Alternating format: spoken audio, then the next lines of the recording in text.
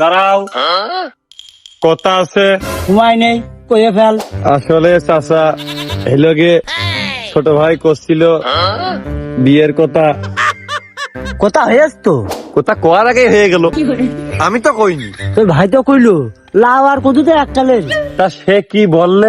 সে তো বিয়ের বাচ্চাই দিল, তো কি বুঝে দিল? 500 টাকাও দিল। আমি তো দিতে কইনি, দিয়ার কি কথা ছিল? কিন্তু সে তো দিল, মুখ খুশি হয়ে দিল। তারপরে কি হইলো? কথা তো বিয়ের মুখেই গেল, আরো 5 দিন টাইম দিল। বাহ, শুনে তো আপনার মধ্যে বেশ ভালোই ঠেকলো।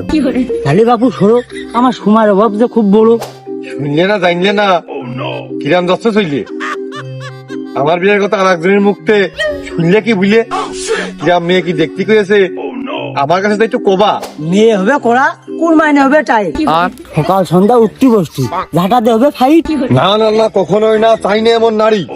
আমার আব্বা যেন সুখী শান্তিতে থাকতে পারে ওই বাড়ি। ও বাপু, সে তোকে বললো ওরকম তাই দেখতি। কিন্তু চাচা, আমি তো চাই একটু ভদ্র সভ্য নারী, যেন খানিক সুখ শান্তি থাকে আমাদের বাড়ি। এ বাপু, তুমি তো এরকম তা করলে হয় না, সে তো এরকম তা চাই না। আরে বাবু, বিয়ে তো করবো আমি, তার সবাই কিছু আসেও না, কিছু যায়ও না। সে নাকি? বাবু সে তো তোমার কথা কিছু কয়নি, তার কথাই কইছে। কি? সে আমি কিছু কইনি, তার মানে আমার বিষয়ে কোনো কথাই হয়নি? ওরে বাপু, আমি তো চাই। কি বিয়ে?